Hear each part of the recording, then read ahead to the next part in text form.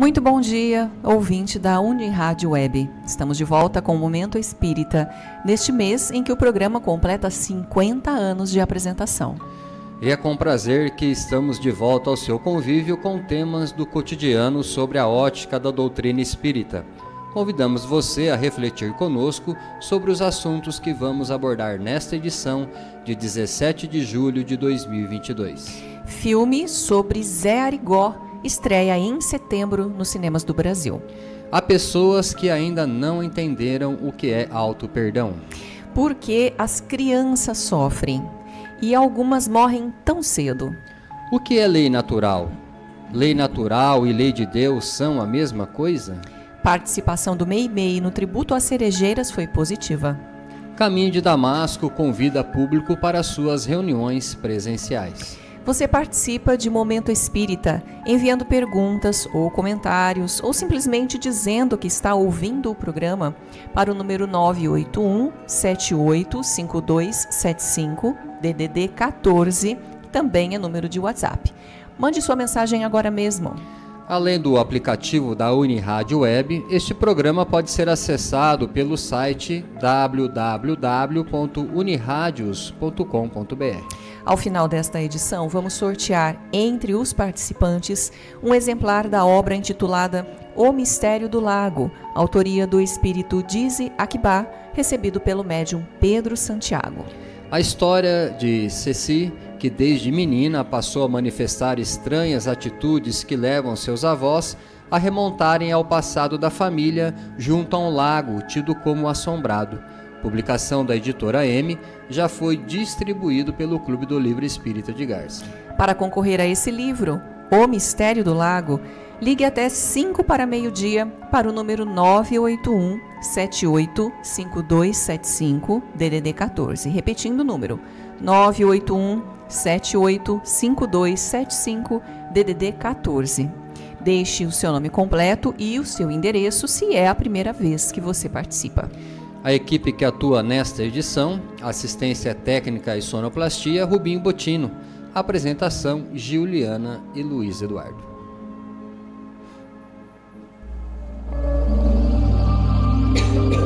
Momento Espírita. Um tempo de paz.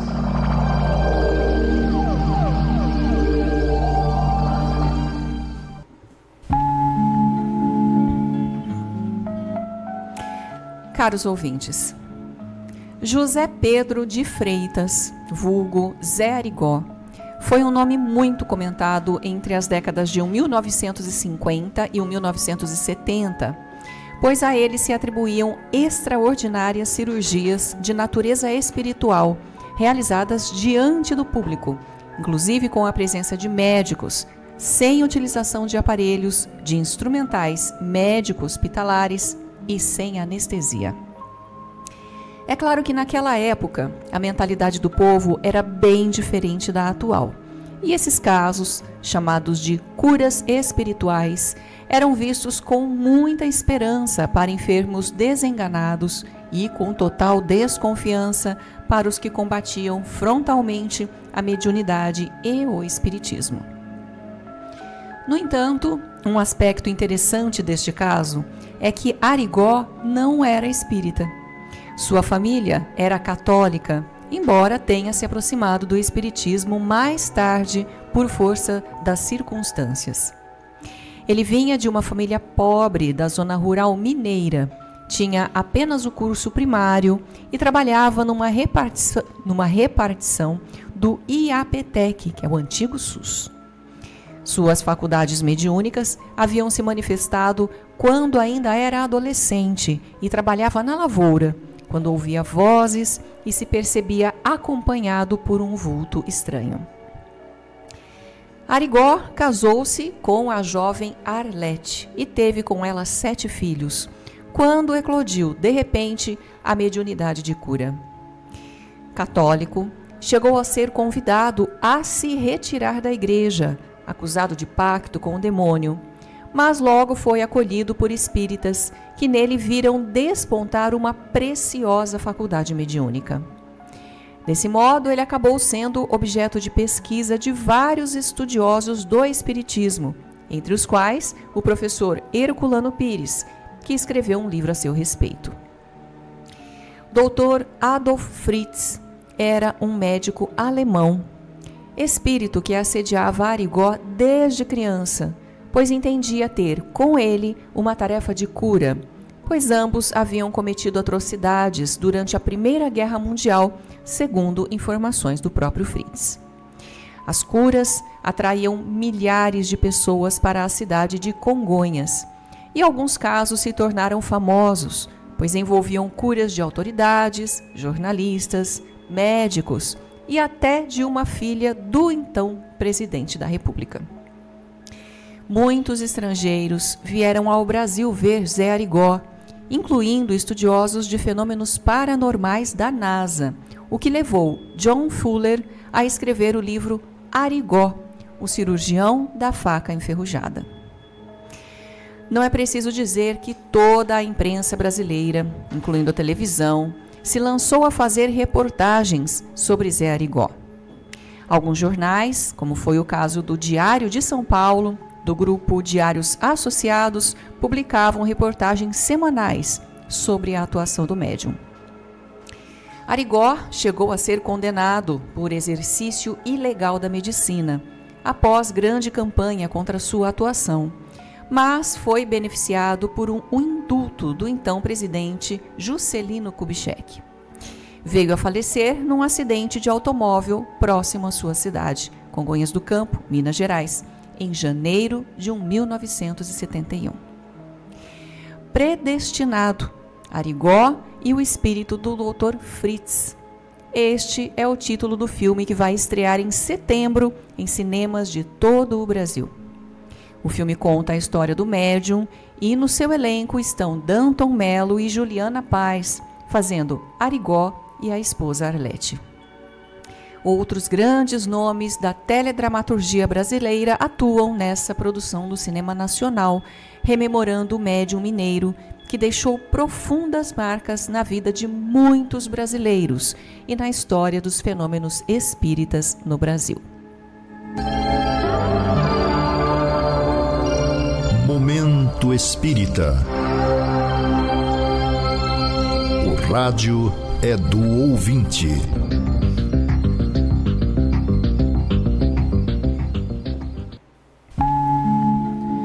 E vamos à primeira questão de hoje. Fomos buscá-la em nossos arquivos e surgiu numa das nossas reuniões de estudo no caminho de Damasco, quando falávamos de auto-perdão. Alguém contestou mais ou menos nestes termos. Não entendo o auto-perdão. Penso que somos egoístas porque só vemos defeitos nos outros e não vemos os nossos. Ora, se não vemos nossos próprios defeitos, não temos por que nos perdoar. Logo, o auto-perdão não faz sentido. Quando cometemos um erro, logo achamos uma desculpa, mas não desculpamos os outros quando erram. Em parte, este argumento está bem colocado. De fato, o egoísmo ainda fala mais alto em cada um de nós, habitante deste mundo de provas e expiações. E isso nós podemos constatar pelos impulsos que temos de apontar os erros das pessoas com quem convivemos, de condená-las e, ao mesmo tempo, de encobrir ou justificar os nossos erros. Essa atitude demonstra o quanto ainda estamos centrados em nós mesmos, diferentemente daquilo que Jesus proclamou quando está bem claro na oração do Pai Nosso, quando diz: Pai, perdoa nossas ofensas, assim como perdoamos os que nos ofendem. Será que perdoamos? A questão do auto-perdão vai um pouco mais longe. Ela está ligada ao sentimento de culpa que permanece nos atormentando por muito tempo, comprometendo o nosso equilíbrio espiritual. Sentir culpa pode ser benéfico quando nos leva a pedir perdão a quem prejudicamos, a corrigir os erros ou reparar os danos que causamos. Nesse sentido, a culpa só seria benéfica quando ela é capaz de despertar o senso de responsabilidade. No entanto, supondo que você prejudicou alguém, reconheceu o erro cometido e se arrependeu. Porém, antes que pedisse perdão, a própria vítima se antecipou e veio a perdoá-lo. Ainda assim, você não ficou bem consigo mesmo e o perdão do ofendido, ao invés de ajudá-lo a se harmonizar consigo mesmo, intensificou mais ainda seu sentimento de culpa.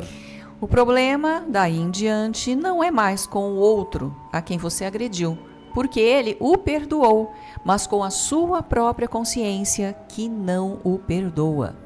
Essa carga de aflição que se transformou no conflito íntimo pode ser muito prejudicial se você não procurar um meio de se harmonizar com a própria consciência. Eis, portanto, um exemplo de necessidade do que chamamos auto-perdão. Um caso típico ocorreu com Jesus e seus apóstolos. Como você sabe, Pedro negou Jesus 3 vezes, depois de ter acabado de declarar fidelidade extrema ao Mestre, mesmo que tivesse de morrer no seu lugar. Judas Iscariotes traiu Jesus, entregando-o aos seus algozes. Mas Jesus compreendeu perfeitamente os limites de Pedro e de Judas e não os amaldiçoou por seus gestos infelizes. No entanto, as reações de Pedro e de Judas, diante do mal que causaram a Jesus, foram bem diferentes. Judas suicidou-se por não suportar o peso da culpa. Mas Pedro, apesar da culpa, soube administrar esse sentimento durante todo o resto de sua vida, entregando-se inteiramente à difusão do Evangelho, conforme a vontade do Mestre. Conclusão: Judas não se perdoou, acovardou-se perante a vida e se matou. Pedro, todavia, reconheceu seus próprios limites e defeitos, armou-se de coragem e determinação e resolveu trabalhá-los com total dedicação à causa de Jesus para se fazer merecedor de confiança de si mesmo. Esses episódios dos evangelhos mostram que Judas não soube se perdoar e recorreu ao suicídio. No entanto, Pedro acabou percebendo seus limites e procurou perdoar-se pelo mal que fez, mas, em contrapartida, entregou-se à causa de Jesus, sublimando seus sentimentos. Eis um belo exemplo de auto-perdão.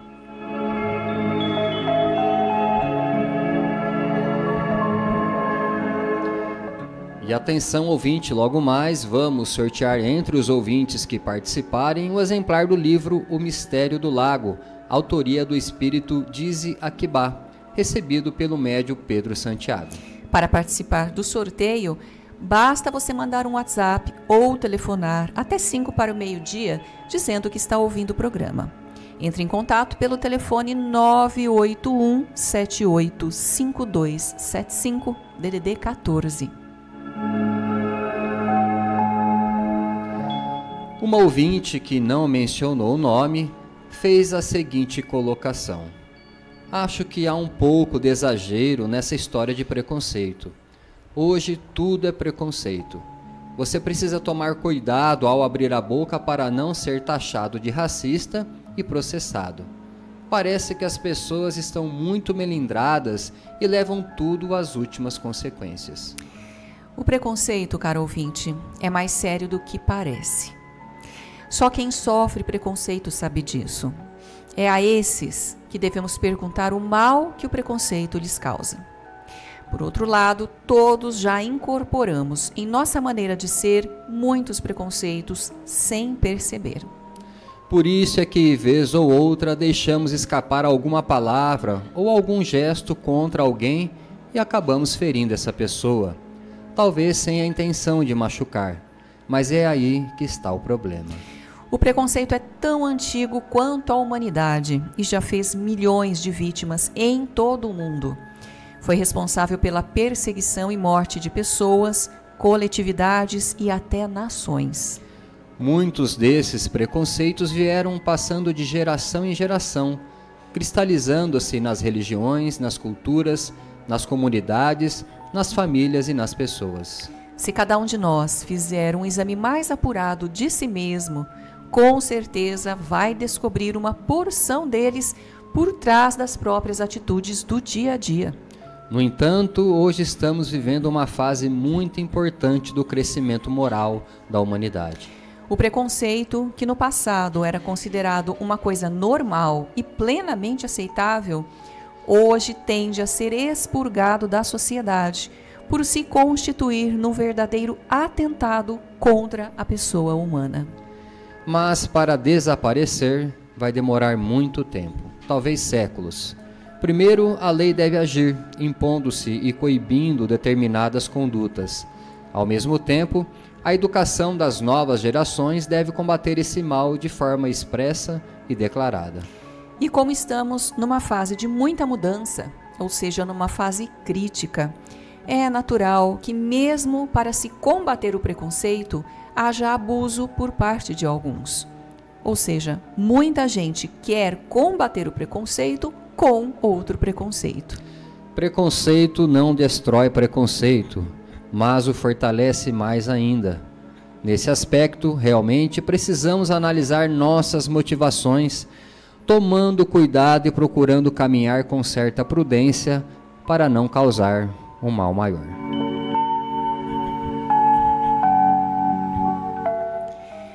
O que mais me comove neste mundo, diz uma ouvinte, é ver criança sofrer. Muitas crianças morrem cedo, depois de muito sofrimento. Fico perguntando por que Deus permite que esses seres inocentes e indefesos sofram tanto, como é o caso das crianças da África, que passam fome e que deixam tão cedo este mundo sem entender o que está acontecendo. Para sua informação, prezado ouvinte, dados fornecidos pela UNICEF, Fundo das Nações Unidas para a Infância, mostram que a cada 5 segundos morre em nosso planeta uma criança com menos de 15 anos de idade. Esses números, evidentemente, foram ainda maiores no passado. Aliás, quanto mais nos recuarmos no tempo, mais nos depararemos com altas taxas de mortalidade infantil. Isso sem considerar o sofrimento dessas crianças, principalmente nos países mais pobres, onde registramos flagrante abandono, miséria e fome, até mesmo em nossos dias. As crianças dos países com a mortalidade mais alta têm até 60 vezes mais probabilidade de morrer nos primeiros 5 anos de vida do que a dos países com mortalidade mais baixa, segundo o relatório da ONU. O sofrimento da criança, de fato, parece ser o quadro mais triste, doloroso e comovente aos nossos olhos, e isso leva muita gente a pensar onde estariam a bondade e a misericórdia de Deus. Talvez mais impiedosa ainda é a condição daquelas que nascem marcadas por deficiências, muitas vezes com múltiplas deficiências, para viverem curto espaço de tempo na Terra, sob os cuidados e as angústias dos pais. Não são poucos os pais que se revoltam diante do sofrimento e da morte de seus filhos, ainda crianças, e alguns deles dizem perder completamente a fé em Deus. Todavia, para podermos entender tal situação, só levando em conta a reencarnação. Pela reencarnação, ao sabermos que já vivemos antes e que esta vida é uma continuação de nossa jornada espiritual, podemos compreender a razão de tanta dor. Mas se achamos que a vida na Terra é uma única, que não tivemos e nunca mais teremos outra chance de retornar à vida terrena, como muitos acreditam, Deus seria impiedoso e sádico ao criar seres inocentes e indefesos para uma vida tão sofrida. Ver um adulto sofrer pode nos parecer natural, levando em conta o que ele já viveu e até mesmo os erros que ele cometeu nesta vida. Mas a dor de uma criança que ainda não despertou sequer para a vida é demais para a nossa estreita compreensão, se não pudermos conceber que todos, absolutamente todos nós, somos espíritos imortais, passando por mais uma etapa de vida na Terra. Na extensa jornada do espírito, desde a sua criação até a perfeição, há um caminho a percorrer, e este caminhar será mais ou menos longo e difícil, dependendo do desempenho de cada um. Até mesmo a duração da vida terrena depende do caminho que o espírito veio percorrendo e de suas necessidades de experiências e evolução. Para nós, que somos pais, que amamos nossos filhos, queremos tê-los sempre conosco, mas diante de uma morte prematura de um deles, busquemos explicação nas leis divinas. Nada acontece por acaso. Se uma vida é demasiado curta, há causas anteriores que determinaram tal situação. No livro Entre a Terra e o Céu, de André Luiz, encontramos o caso de Júlio, que após desencarnar aos 9 anos, com o perispírito comprometido, retornou para viver apenas um único ano. Nesta nova encarnação, os pais ficaram inconformados com a morte do filho, mas os espíritos que cuidavam do menino o receberam com alegria, pois sabiam que aquela morte prematura era condição para restaurar seu perispírito e voltar a renascer saudável na próxima encarnação. Por outro lado, cara ouvinte, devemos lembrar que se esses espíritos já trazem dificuldade na sua jornada para reencarnarem nas condições mais sofridas, deveriam receber de nossa parte, os encarnados, toda a atenção e toda a proteção. Se vós, que sois maus e imperfeitos, sabeis dar boas coisas aos vossos filhos, o que não vos dará o Pai Celestial, que é bom e perfeito, aos que lhe pedem? Disse Jesus.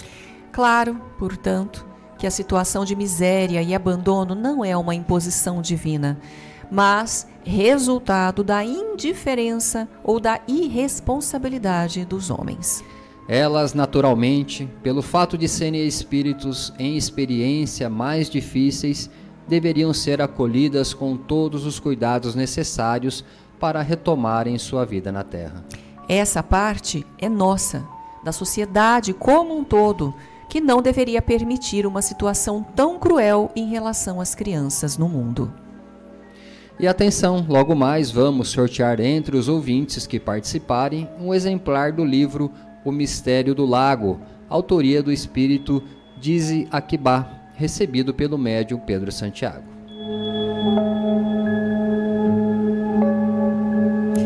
E atenção, ouvintes, para estes avisos.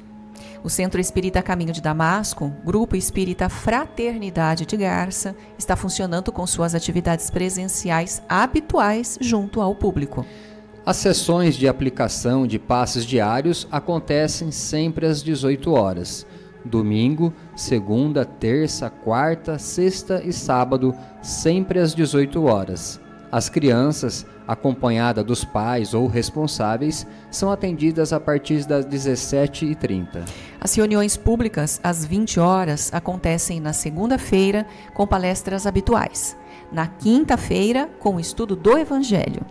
E na sexta-feira, com reunião de estudo também às 20 horas, atualmente com foco no livro Os Mensageiros de André Luiz.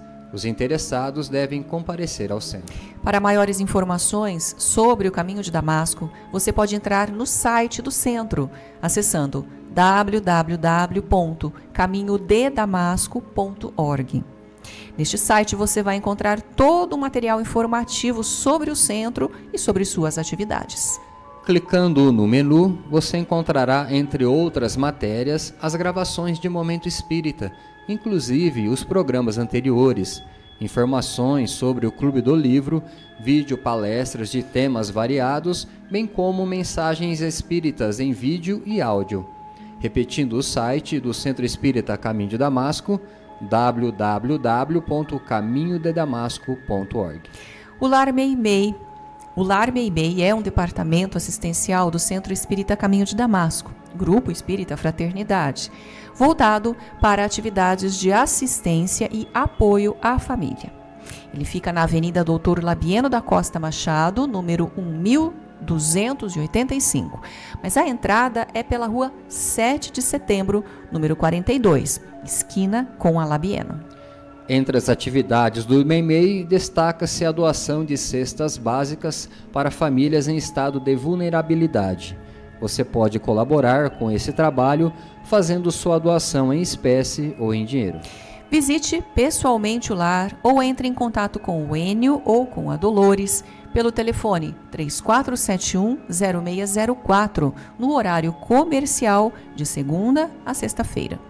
O Lar MEI-MEI aproveita esta oportunidade para agradecer os amigos e colaboradores que estiveram ao lado da entidade no tributo às cerejeiras, através de doações e serviços. Com certeza, o esforço para a participação de cada um levou o MEI-MEI a alcançar pleno êxito em mais esse evento e se transformará em bênçãos de amor e paz a todos, sob o amparo e proteção de Deus.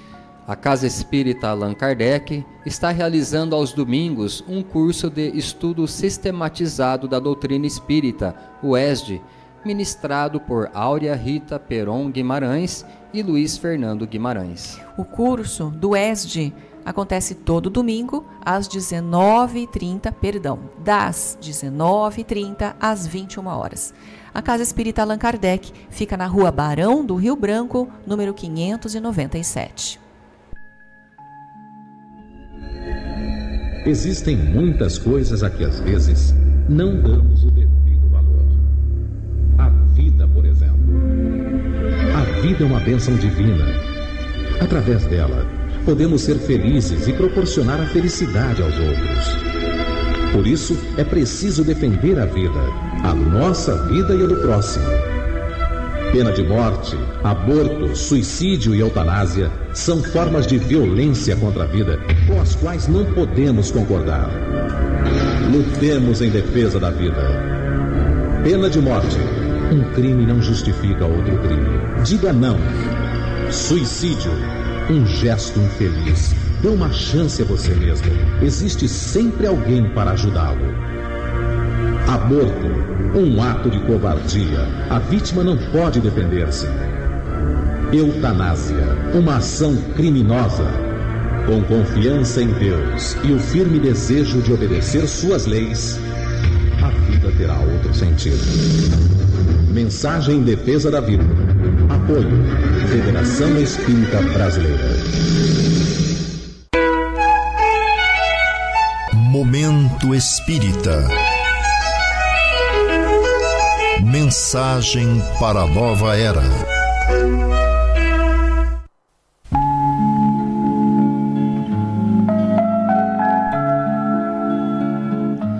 Conhecendo a doutrina espírita, ainda sobre a lei natural. O Espiritismo chama de natural a lei de Deus. Na verdade, esta denominação, lei natural, surgiu bem antes do Espiritismo com os pensadores conhecidos por iluministas, entre os quais Jean-Jacques Rousseau. Os iluministas entendiam que tudo que Deus criou é bom, porque sendo perfeito, Deus jamais criaria algo que contrariasse sua própria natureza. Essa ideia se opunha ao pensamento religioso da época que afirmava que o homem já nasce do pecado.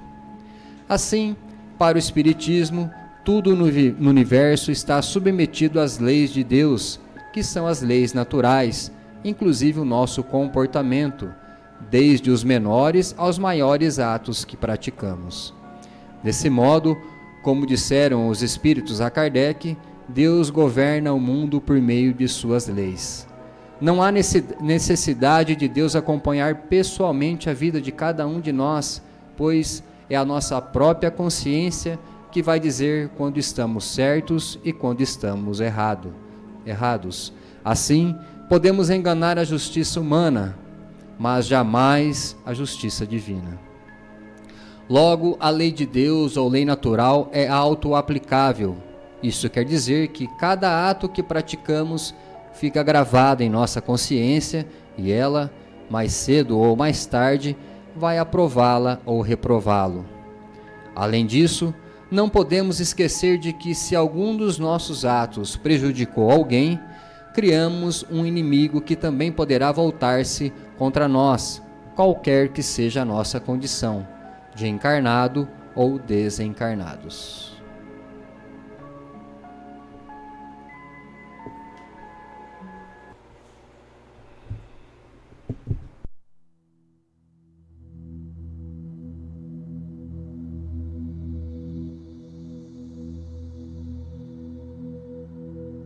Nos dias difíceis, reflete nos outros dias difíceis que já se foram.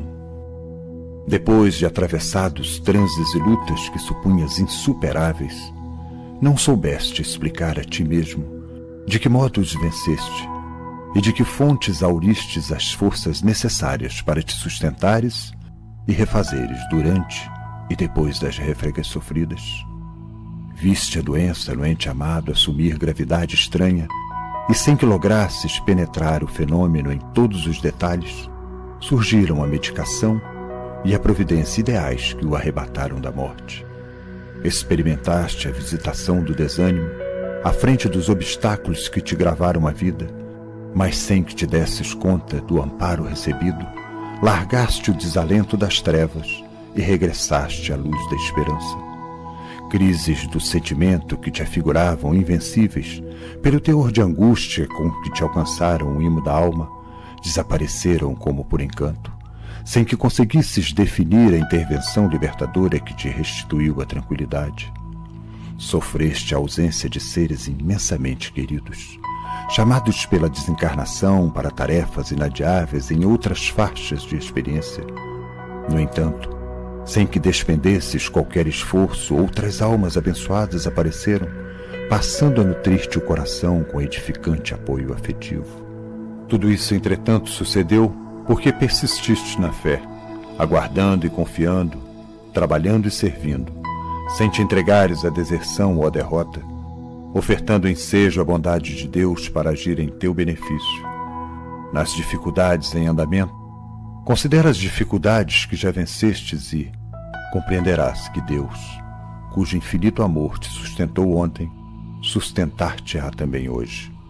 Para isso, porém, é imperioso permanecermos fiéis ao cumprimento de nossas obrigações, de vez que a paciência no centro delas é o dom de esperar por Deus, cooperando com Deus sem se desesperar.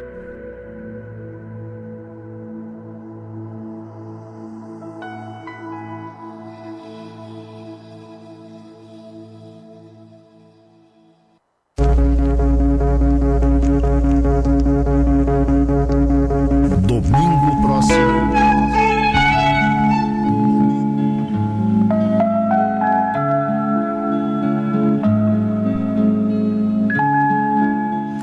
E vejamos agora quem foi o ouvinte ou a ouvinte sorteada no programa de hoje, dentre os que nos ligaram, e que vai levar um exemplar do romance O Mistério do Lago, autoria do espírito Dizzy Akibá, recebido pelo médium Pedro Santiago.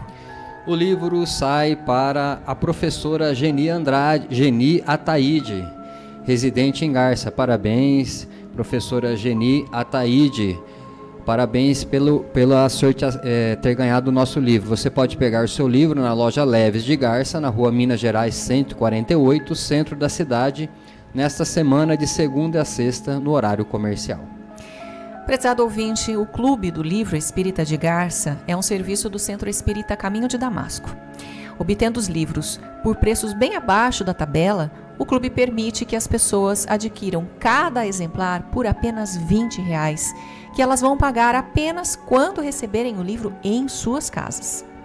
Para ter mais informações ou se associar ao clube, fale com a Luciane pelo celular 988-130905, repetindo 988-130905. E queremos lembrar mais uma vez, nossos ouvintes, que o Caminho de Damasco retornou com todas as suas reuniões presenciais do período da noite, nas segundas, quintas e sextas-feiras, às 20 horas. Caros ouvintes de Momento Espírita, estamos encerrando mais uma edição do nosso programa de domingo, agradecendo sua amável audiência e sua atenção. E atenção, não desconectem da emissora e nem desliguem o seu celular. Permaneçam aqui na Universitária Web para assistir logo em seguida o programa Perspectiva, com o Maris Carvalho e o Vitor Berno comentando temas da atualidade. Após o Perspectiva, na sequência da programação da Universitária Web, ainda teremos 5 minutos com você, com Luiz Armando de Freitas Ferreira, e História de uma Mensagem, com a equipe do grupo Os Mensageiros, comentando cartas psicografadas por Chico Xavier. Momento Espírita voltará no próximo domingo, às 11h30, se Deus quiser, pela Universitária Web. E aproveitamos para agradecer a gentileza da sua atenção e desejar saúde e paz a você e a todos os seus, neste dia e em todos os dias de sua vida. Para encerrar a edição de hoje, vamos ouvir mais uma mensagem espiritual na voz de Chico Xavier.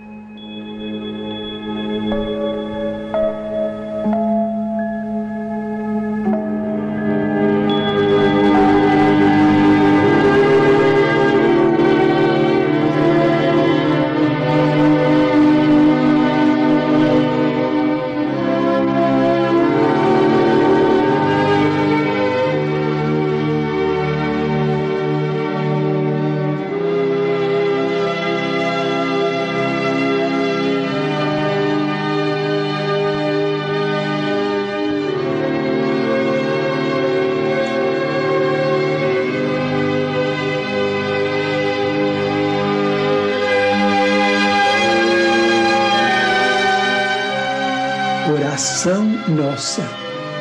Senhor, ensina-nos a orar sem esquecer o trabalho, a dar sem olhar a quem, a servir sem perguntar até quando, a sofrer sem magoar, seja quem for, a progredir sem perder a simplicidade, a semear o bem sem pensar nos resultados, a desculpar sem condições, a marchar para a frente sem contar os obstáculos, a ver sem malícia, a escutar sem corromper os assuntos, a falar sem ferir, a compreender o próximo sem exigir entendimento, a respeitar os semelhantes sem reclamar consideração, a dar o melhor de nós, além da execução do próprio dever, sem cobrar taxas de reconhecimento.